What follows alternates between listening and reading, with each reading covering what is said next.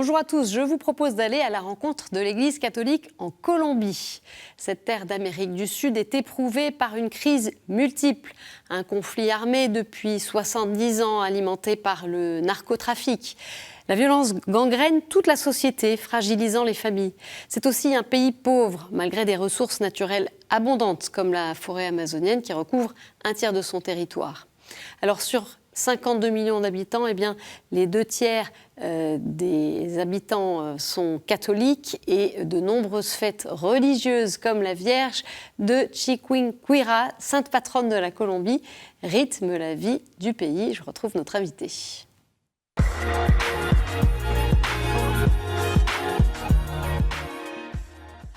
Frère Alexandre Torrado, bonjour. Bonjour Stéphanie. Alors faisons un peu connaissance. Vous êtes originaire du diocèse de Nueva Pamplona qui se trouve dans le nord-est de la Colombie, à la frontière avec le Venezuela. Vous avez fait votre entrée dans l'ordre des frères mineurs, qu'on connaît plus sous le nom des franciscains, en 2004. Vous avez été ordonné prêtre en 2012 et vous êtes membre de la province de Saint-Paul-Apôtre, donc dans votre pays. Parmi vos missions, vous avez été formateur pendant 6 ans au noviciat, puis curé d'une paroisse à Buenaventura qui se trouve sur la côte Pacifique. Et depuis 5 ans, eh bien, vous êtes en France en mission d'études à l'Institut catholique de Paris, également responsable de la pastorale Jeunes et Vocations de la province France-Belgique.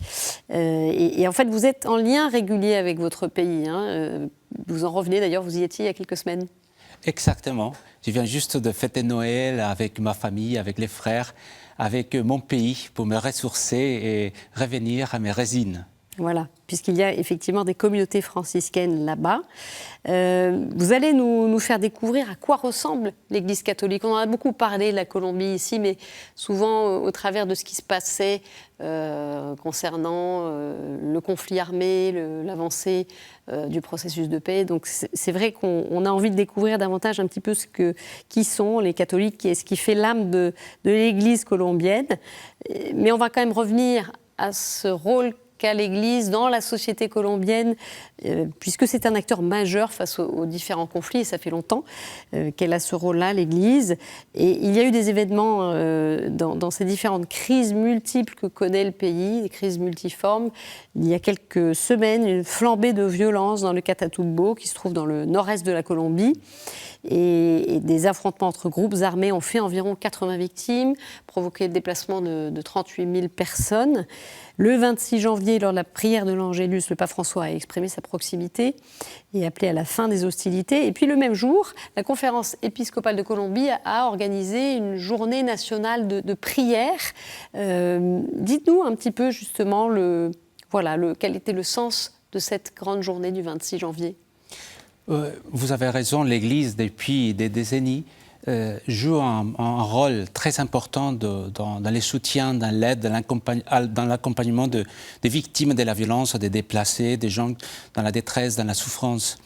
L'Église cherche toujours se mettre solidaire, pas forcément d'occuper un rôle de protagoniste, mais surtout d'être lumière dans ce moment de ténèbres, de souffrance. En vous parlant, quelques images viennent dans ma tête. Actuellement, l'église du nord-est du pays, dans le Catatumbo, souffre profondément. Je vois, parce qu'actuellement, la dissidence des phares, la guérilla de l'ELN, qui est l'autre mouvement, c'est l'armée de libération nationale, qui est la dernière guérilla active du pays. Voilà, donc ils ont repris la violence, les attaques, ils ont tué des gens, et ça a produit des déplacements dans le pays. Et au milieu de cette région, il y a la présence des frères. Ils ont choisi partir avec les gens, prendre les valises sur ses épaules et partir avec eux. Actuellement, de les accompagner. De les accompagner. Actuellement, ils sont où, là, en ce moment? À Cúcuta. Cúcuta, c'est la ville capitale du département. Ils sont à l'estade. Ils les accompagnent pour manger avec eux, prier avec eux, célébrer la messe et pour aussi demander de l'aide partout. Une autre image qui vient à ma tête, c'est d'un curé qui témoignait du diocèse de Ocaña, c'est dans la même région. Il disait que seulement le médecin et les curés avaient la permission de rentrer dans cette région, soit pour soutenir les gens qui n'ont pas pu sortir. Qu'est-ce qui les empêche de rentrer, en fait? C'est les groupes armés? Les groupes armés, c'est ça, justement. Le contrôle des territoires. Voilà, c'est ça, contrôle des territoires. Et sont eux, les curés, qui peuvent rentrer, soit pour soutenir les gens, soit pour ramasser les morts. Et ça, c'est fort, ça, c'est dur, mais c'est le rôle de l'Église. C'est un rôle qui l'Église assume, a choisi vivre, faire, pour marcher à côté des gens, à côté du peuple.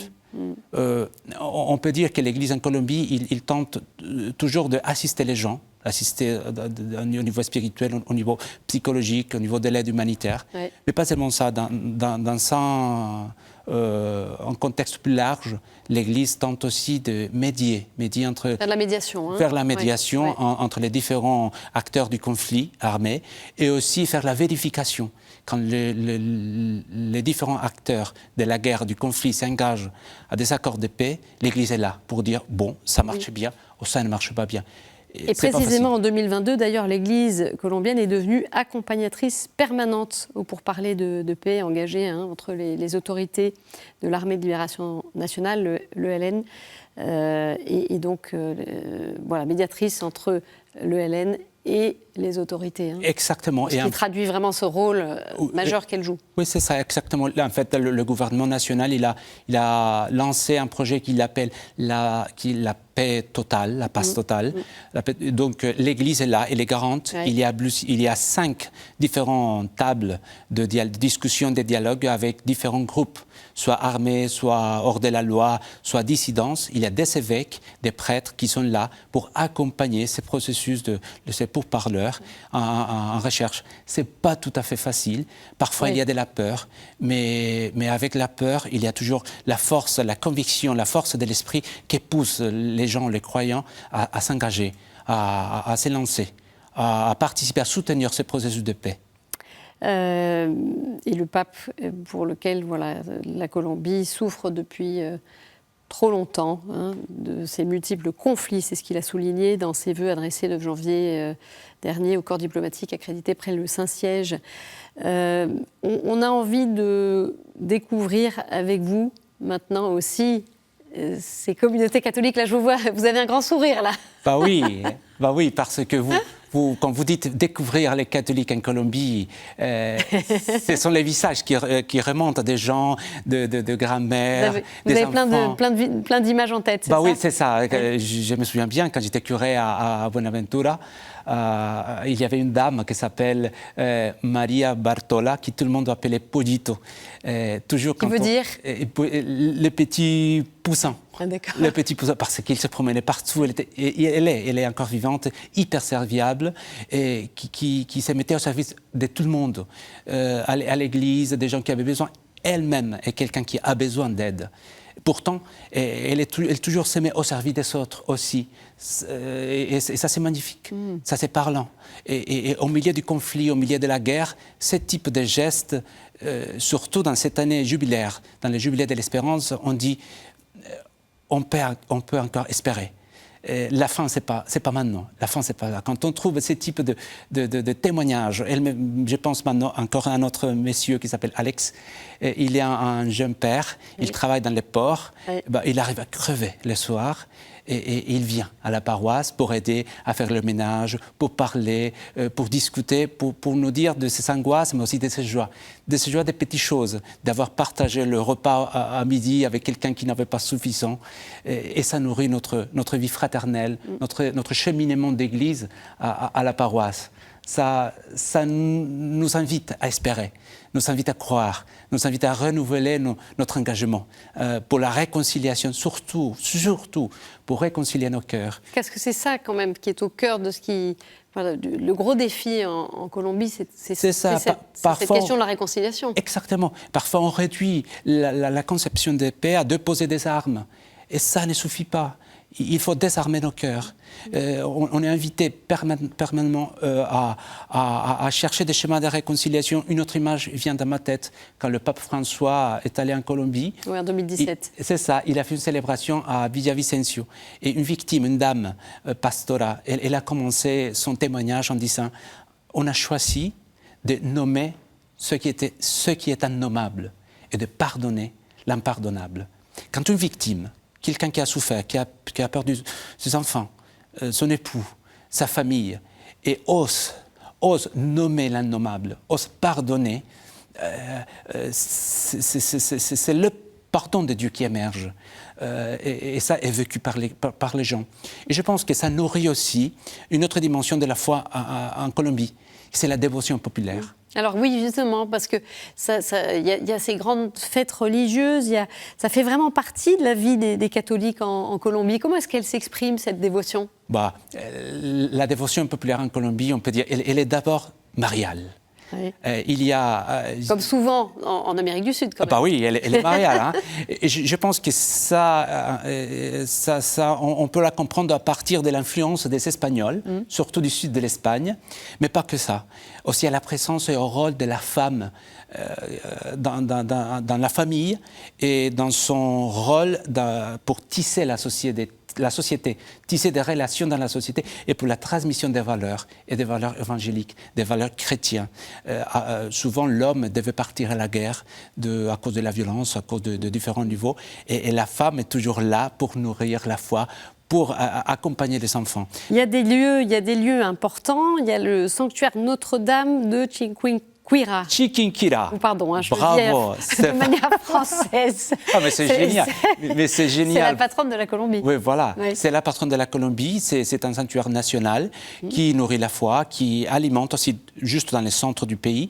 Mais il existe en plus du sanctuaire de Notre-Dame de Chiquinquirá, aussi le sanctuaire de Notre-Dame de Las Lajas, par exemple, au sud du pays, aussi le sanctuaire de El Señor de los Milagros, le Seigneur miraculeux, à Buga.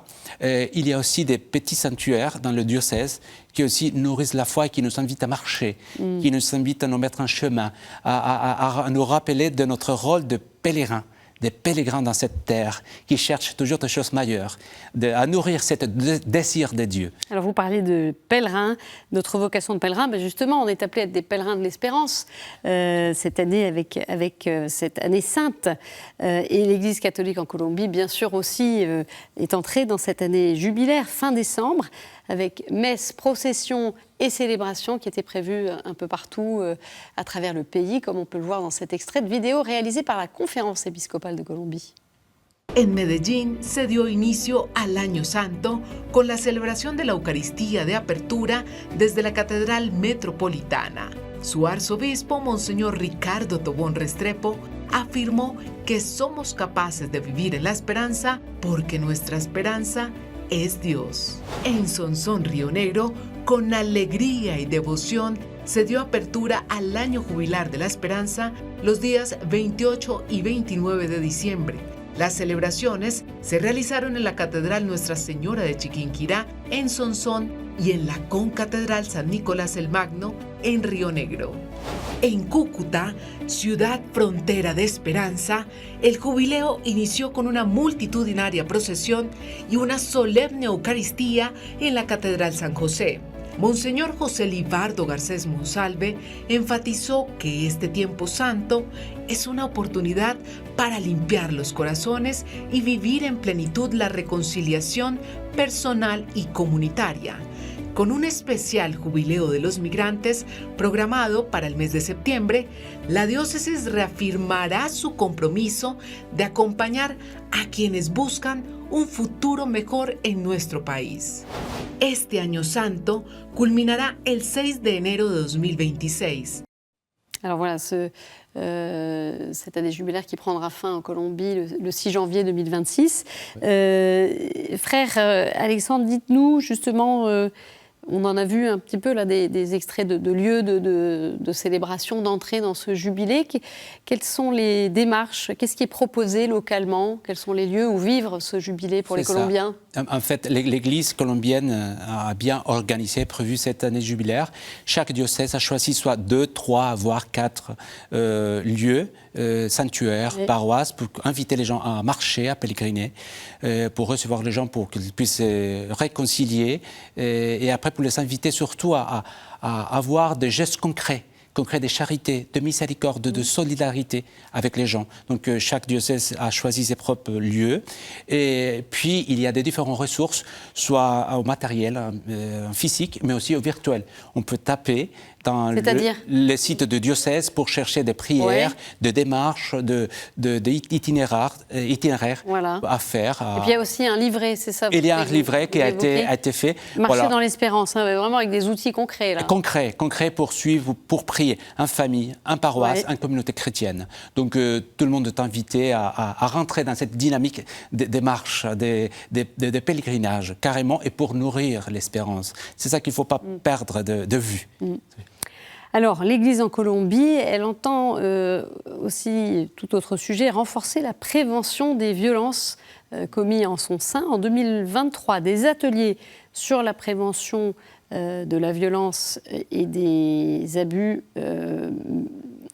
ont été menés avec des membres du Conseil national pour la culture du soin.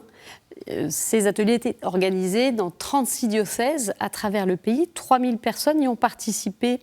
Où en est justement en Colombie, on n'en entend pas parler, où en est le travail de sensibilisation sur ce sujet? Ok, on rentre déjà à la 3e année. En fait, la conférence des évêques en Colombie a constitué une commission épiscopale pour la culture du soin, qui est présidée par une psychologue, une femme psychologue, accompagnée de 2 évêques et à notre équipe. C'est un bureau très important dont le rôle, le service est la prévention, l'accompagnement et la formation de tous les acteurs dans la vie ecclésiale. Par exemple, vous, chez les franciscains, vous suivez les formations? Tout à fait.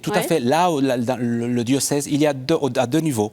Le niveau interne, nous avons notre charte de formation, là où on signe, on s'engage, on assiste. Interne à l'ordre franciscain. Et aussi au diocèse, là où on est inséré. Donc actuellement, ils sont 12 provinces ecclésiastiques en Colombie. 9 sont rentrés déjà dans cette dynamique de formation.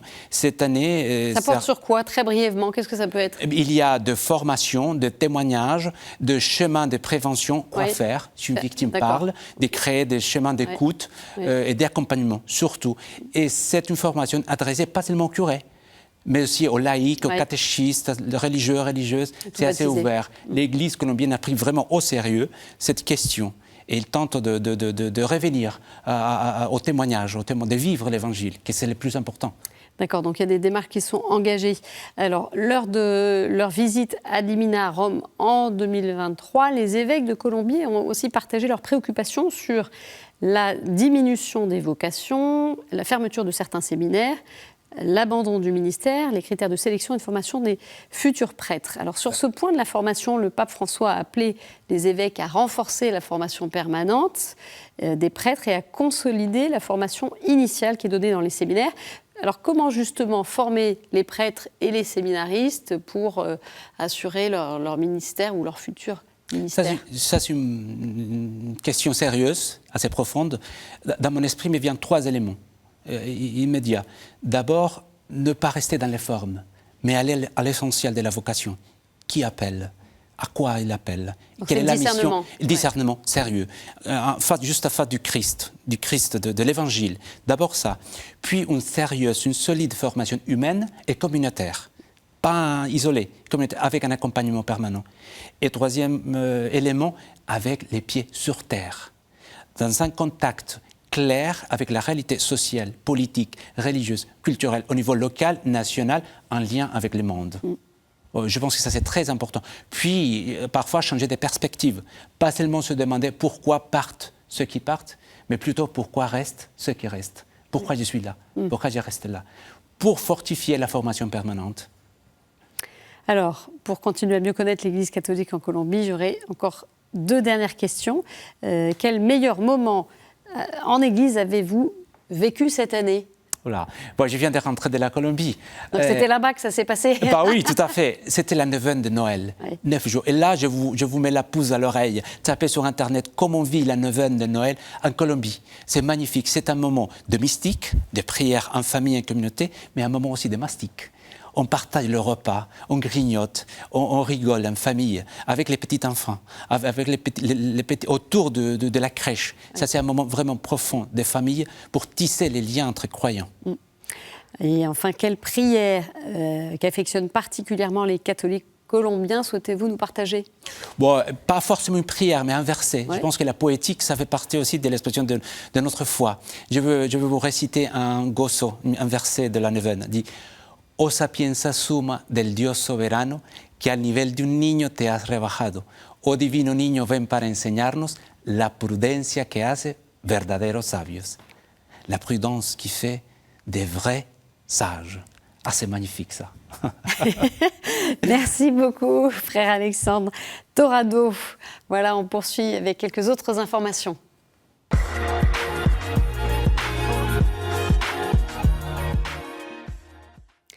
Du 20 au 26 janvier, les évêques de Côte d'Ivoire étaient réunis en assemblée plénière à Bondoukou, dans le nord-est du pays, sur le thème « Pèlerins d'espérance, ravivons l'espérance dans l'Église et la nation ivoirienne ». Alors que les Ivoiriens devront élire leur nouveau président en octobre prochain, les évêques appellent à des élections libres et condamnent toute vente ou achat de vote. Ils invitent également les Ivoiriens à jeûner et prier pour des élections pacifiques. Dans leur message, ils font part également de la visite auprès de l'épiscopat, de la commission pontificale pour la protection des mineurs. Enfin, les évêques ivoiriens ont acté le principe d'une université catholique de Côte d'Ivoire. Et puis direction l'Italie à présent, à la rencontre de la première religieuse passionniste du Congo-Brazzaville à Rome. Docteur en droit civil et spécialiste des droits humains et des questions de genre, sœur Rita Kimani Musunda s'est livrée sur son parcours de vie dans une longue interview publiée sur la chaîne YouTube de l'archidiocèse de Brazzaville. La congrégation des passionnistes, fondée au XVIIIe siècle par saint Paul de la Croix, a pour mission de propager la dévotion à la passion du Christ.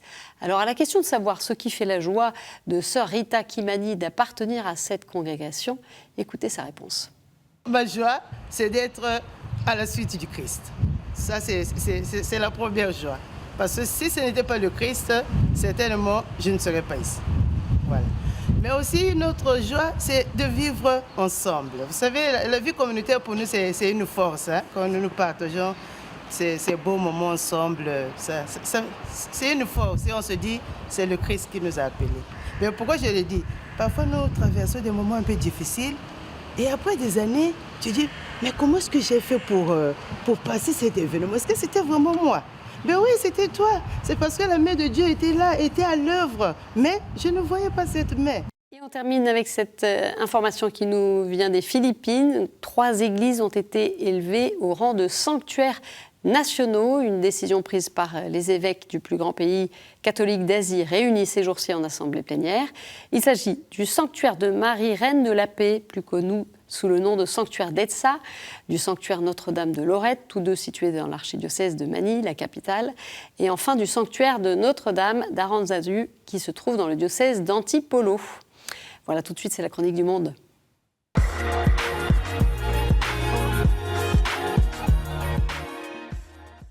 Et on retrouve le père Jean-Tine, prêtre de l'archidiocèse de Hanoï au Vietnam. Bonjour à tous. À l'approche de Noël, quand tout le monde est en train de préparer la naissance de Jésus pour fêter la fête, et le diocèse d'Hanoï avec la Caritas rassemble tous les handicapés, toutes les personnes en difficulté ici dans cette paroisse pour fêter ensemble la naissance de Jésus.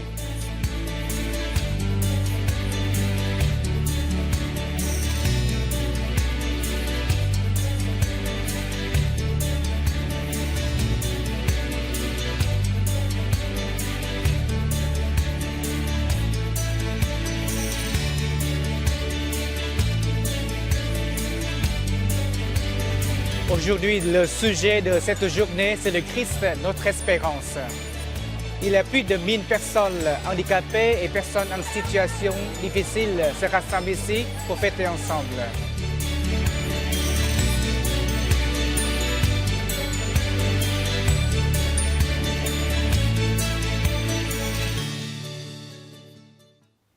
Merci Père. Voilà, c'est la fin de cette édition. Vous pouvez bien sûr la retrouver sur notre site et nos réseaux sociaux, ainsi que sur KTO Radio.